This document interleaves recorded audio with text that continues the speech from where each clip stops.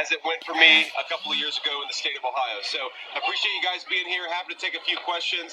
You obviously can see my kids bouncing around here. There's Usha. And, we'll take a few questions, but we're going to hit the road, go back home, and then head off to Palm Beach. Senator, regardless of the results tonight, half the country probably won't be satisfied with the results. Sure. What's your message to them, potentially your supporters, if it doesn't go the way that they wanted it? Well, look, I think our message is, first of all, we do expect to win, but obviously no matter who wins, half the country, as you said, is going to be at least partially disappointed. I think my attitude is the best way to heal the rift in the country is to try to govern the country as well as we can, create as much prosperity as we can for the American people, and remind our fellow Americans that we are all fundamentally on the same team, however we voted.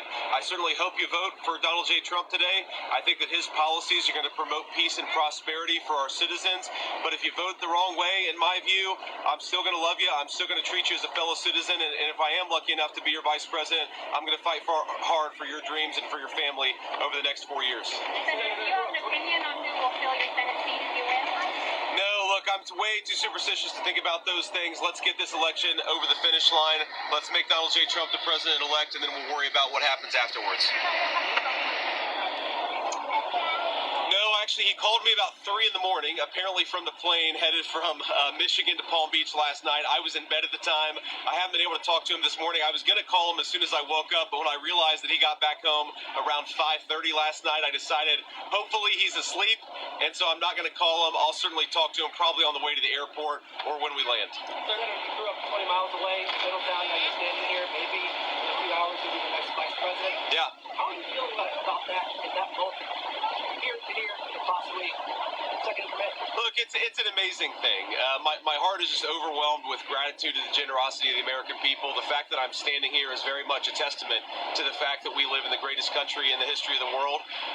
The fact that I have a beautiful wife and 3 beautiful kids is more importantly a testament to the fact that we live in the greatest country in the world. So I think that what today represents is an opportunity to pay down a debt that I owe to this country. And if I am the vice president, I'm going to work as hard as I can to pay down that debt. I don't think I'll ever be able to return what this country has given to me, but I'm going to try, but we have to win first. Sir.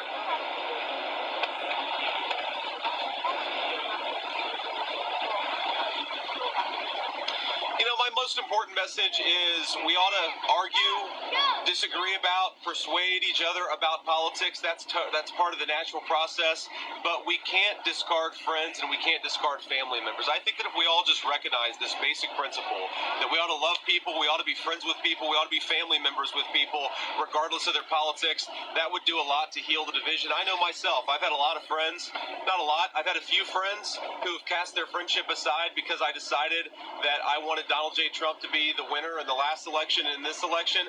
I think that's a tragedy, and I'm not going to follow that example. I'd say to everybody, whether you're voting for Donald Trump or voting for Kamala Harris, remember, friends and family, that stuff is what really, really matters. We ought to be kind to one another. We ought to treat each other with respect. And fundamentally, what we're trying to do, President Trump and I, is just build the kind of country where our fellow Americans can achieve their dreams. But that's all of our fellow Americans, regardless of who they vote for. We'll take one more question. Senator.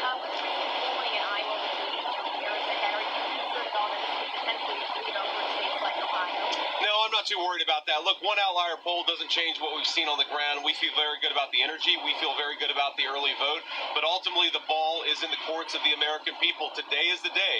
If you don't want an open border, vote for Donald Trump. If you want to get back to low inflation and affordable groceries, vote for Donald Trump. If you want to return the world to peace and stability, vote for Donald Trump. That's my pitch to voters. I really do believe that we can have a golden age of prosperity in the United States of America, but voters are going to ultimately make that choice. I don't worry about any one poll. I think that we're going to win. I really do. But ultimately, the voters make that decision. We'll see what they think about this by the end of the day, hopefully. God bless you guys. Thank you. Ready?